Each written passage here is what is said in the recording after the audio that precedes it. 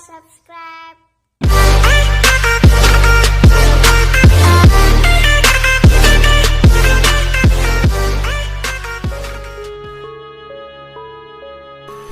Sejarah peperangan Mataram dalam menguasai Madura. Dalam kitab Jawa dinamakan Perang Puputan ing Madunten. Sebelum abad ke-18, Madura terdiri dari kerajaan-kerajaan yang saling bersaingan. Akan tetapi sering pula bersatu dengan melaksanakan politik perkawinan. Di antaranya kerajaan-kerajaan tersebut adalah Arosbaya, Blega, Sampang, Pamekasan, dan Sumenep. Di samping itu, kerajaan-kerajaan Madura berada di bawah supremasi dari kerajaan yang lebih besar yang kekuasaannya berpusat di Jawa. Antara tahun 1100 sampai 1700, kerajaan-kerajaan itu berada di bawah supremasi kerajaan-kerajaan Hindu di Jawa Timur. Kerajaan-kerajaan Islam di pesisir Demak dan Surabaya serta kerajaan Mataram di Jawa Tengah.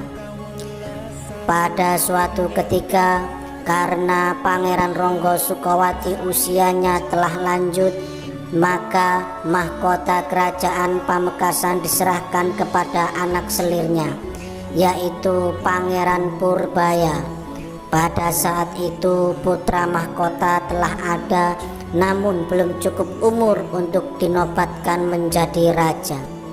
Meski demikian, ia masih bersedia menjadi penasihatnya. Peristiwa alih kekuasaan dalam keraton Pamekasan ini terjadi pada tahun 1615. Beberapa tahun sebelum Pamekasan berganti kepemimpinan, tepatnya pada tahun 1613, Sultan Agung bertahta di Keraton Mataram. Sultan Agung memiliki ambisi untuk memperluas wilayah kekuasaannya. Selain memperluas daerah kekuasaan, Sultan Agung juga ingin mengusir pasukan Belanda dari bumi Nusantara. Pencapaian kerajaan Mataram di bawah kepemimpinan Sultan Agung antara lain dengan menaklukkan wilayah Kalimantan pada tahun 1622 dan menduduki wilayah Madura pada tahun 1624. Para penguasa di Madura masih merupakan satu keluarga. Oleh karena itu, mereka bersatu padu dalam menghadapi pasukan Mataram. Pangeran Ronggo Sukowati meskipun sudah berusia lanjut, masih turun ke medan perang untuk mendampingi putranya berperang.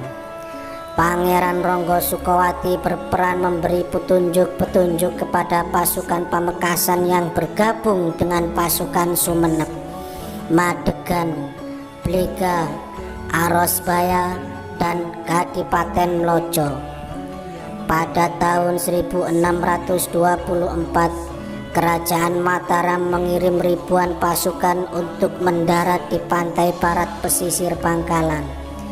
Pasukan perang kerajaan Mataram dipimpin oleh Panglima Perang Pangeran Suyono dan Pangeran Selorong.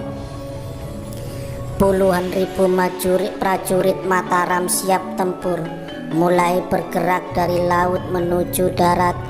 Dari kapal-kapal bermunculan kerumunan barisan prajurit yang turun. Mereka segera memasang strategi penyerbuan kolosal. Di pihak lain, kerajaan Madura yang sudah mendengar adanya pergerakan puluhan ribu pasukan Mataram tak kalah siap dan sigapnya. Mereka pun membentuk strategi pertahanan dan pola serbu yang kuat demi membendung amuk gelombang prajurit Mataram.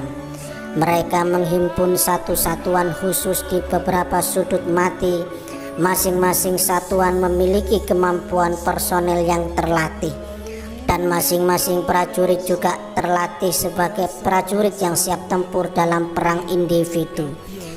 Satu orang prajurit dipersiapkan khusus mampu menghadapi 10 prajurit sekaligus. Beberapa lama menunggu dengan kesabaran penuh, komandan pasukan segera memberi instruksi semua satuan segera bergerak ke posisi sudut yang telah ditentukan. Tak ayal, penempatan pasukan dengan satuan-satuan yang terpisah menjadikan halaman pertama kerajaan seperti kosong dan lengang. Tak tampak gerakan aneh sebagaimana ketika sebuah kerajaan akan diserang. Komandan pasukan Mataram dengan hati-hati memerintahkan bagian pengintai segera mencari tahu keadaan pasti yang sedang terjadi. Ia sudah mencium adanya ketidakberesan suasana yang tampak lengang dan adem ayem. Khawatir terjadi serangan dadakan, ia memutuskan menyatukan semua pasukan tempur dalam satu gerak. Menurut perkiraannya, jika prajurit-prajurit Madura menyerang mendadak, maka ia tinggal memberi satu instruksi yang membuat pasukannya menyerbu dengan kekuatan penuh tanpa memberikan pasukan Madura sempat bernafas.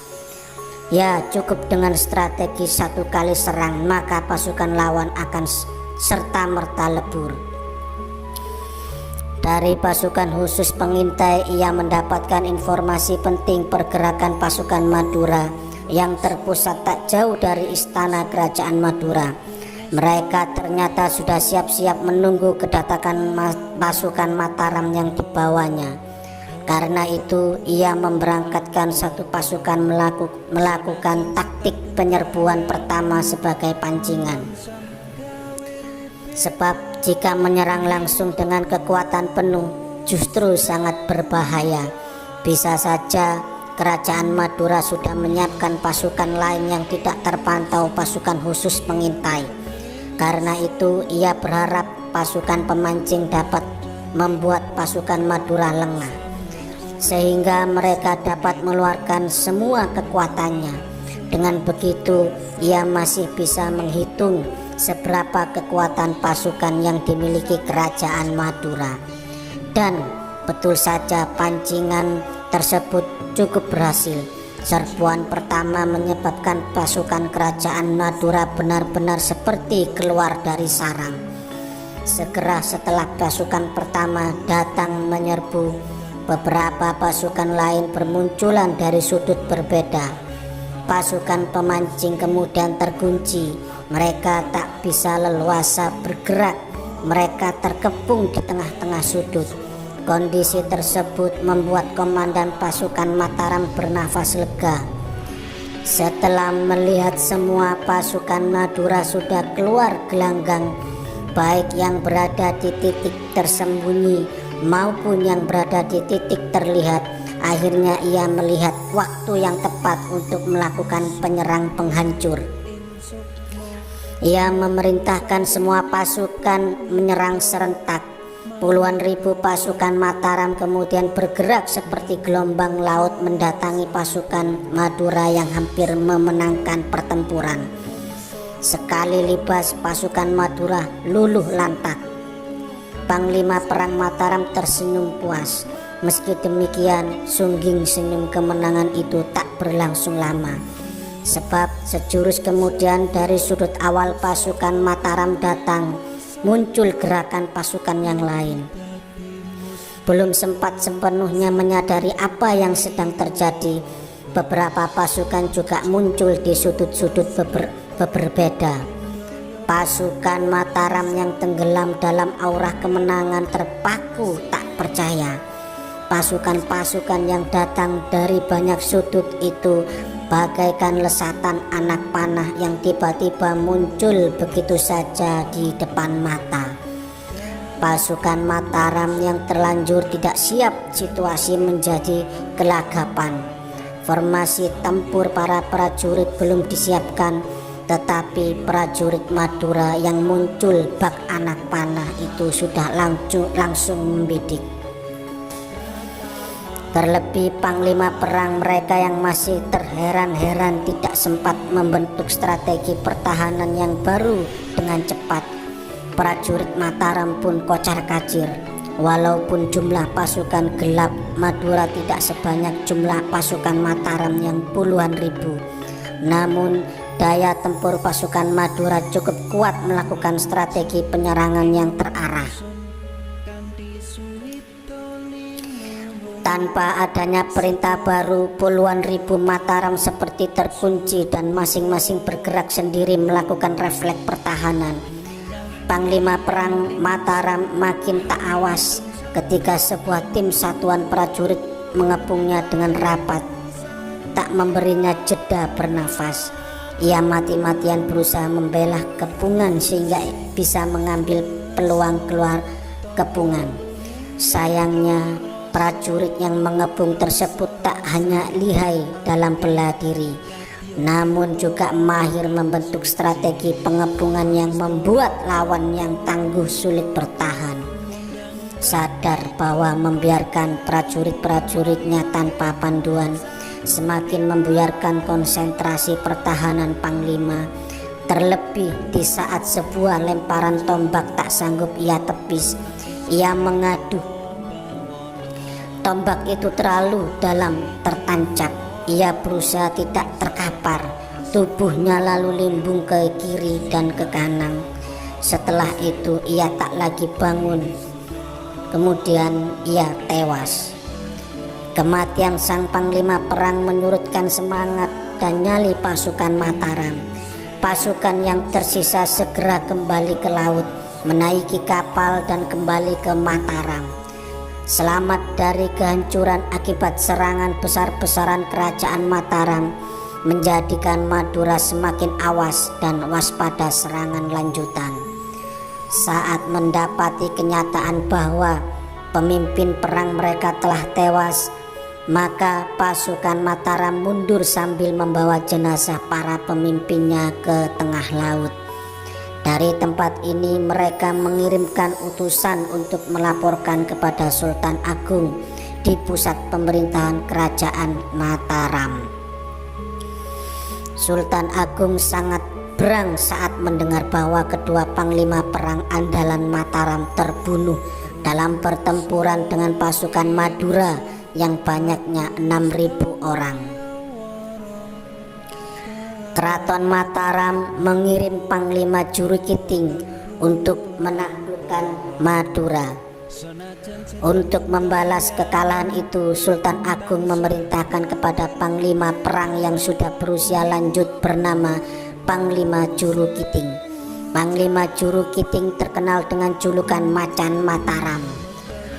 Panglima Jurukiting memang secara fisik sudah tua, namun kemampuannya dalam menghadapi musuh masih bisa diandalkan.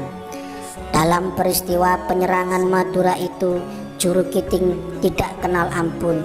Sengaja beliau dikirim bersama ribuan pasukan Mataram.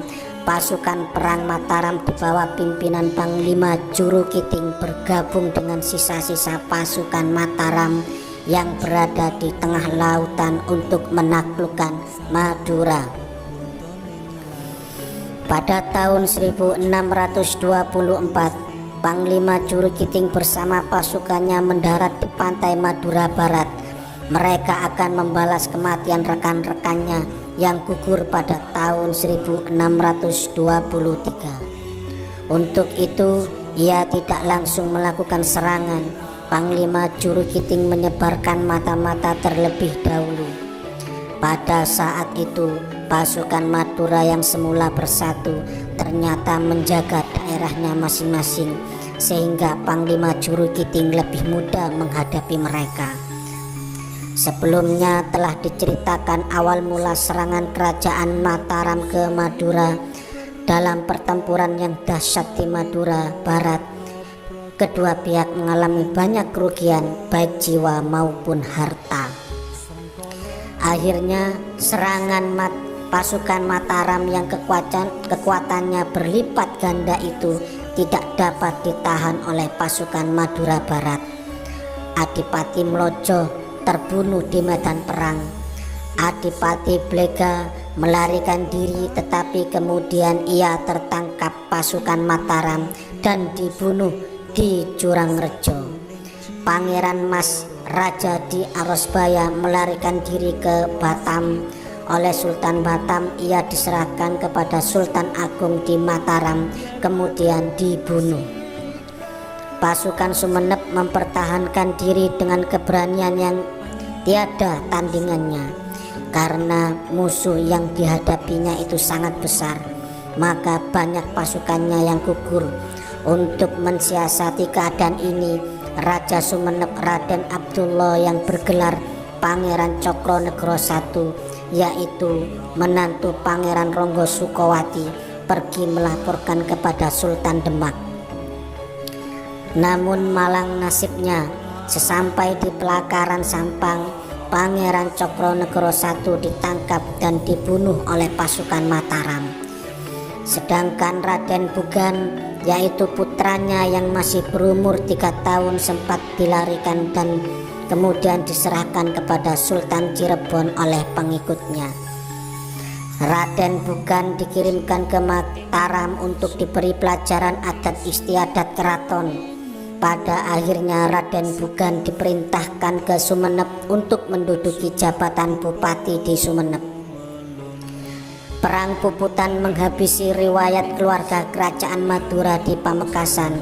Juru Kiting mendapat perlawan hebat dari pasukan yang dibentuk oleh Pangeran Ronggo Sukowati.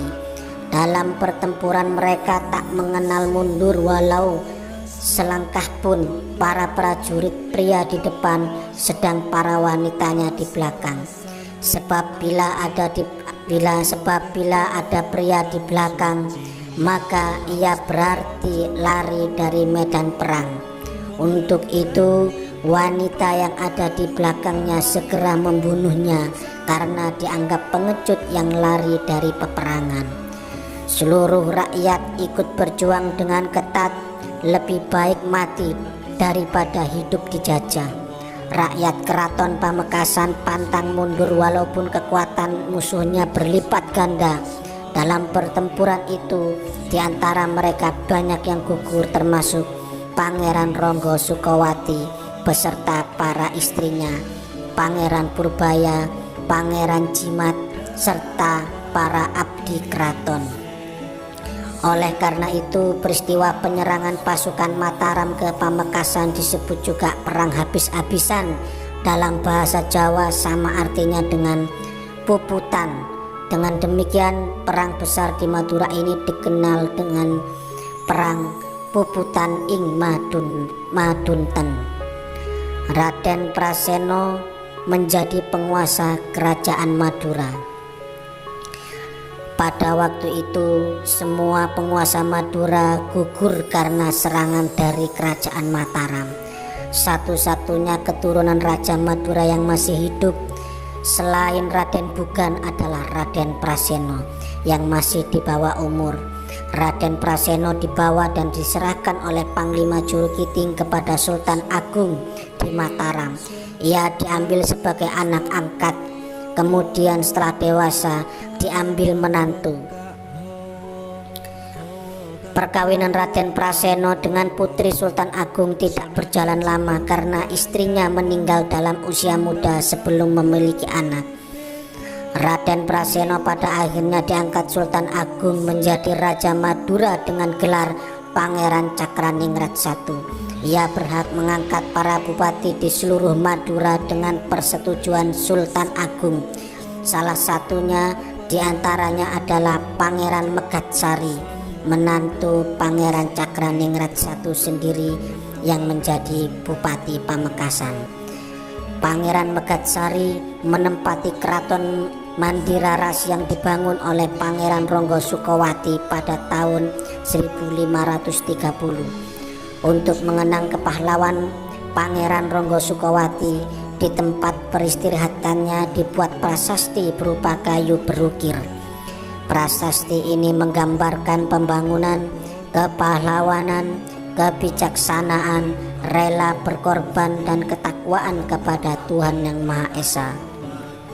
Adapun salah seorang yang pernah membaca prasasti itu adalah seorang arkeolog berkebangsaan Belanda yang mengarsiteki Museum Trawulan, namanya Profesor Maclean Watson. Pada tahun 1929 Masehi, Ia sangat kagum dan terharu atas kebesaran jiwa, patriotisme, kewibawaan dan keluhuran budi Pangeran Ronggo Sukowati, yaitu pendiri kota Pamekasan. Itulah sejarah peperangan Mataram dalam menguasai Madura yang disebut Perang Puputan ing Madunten. Terima kasih.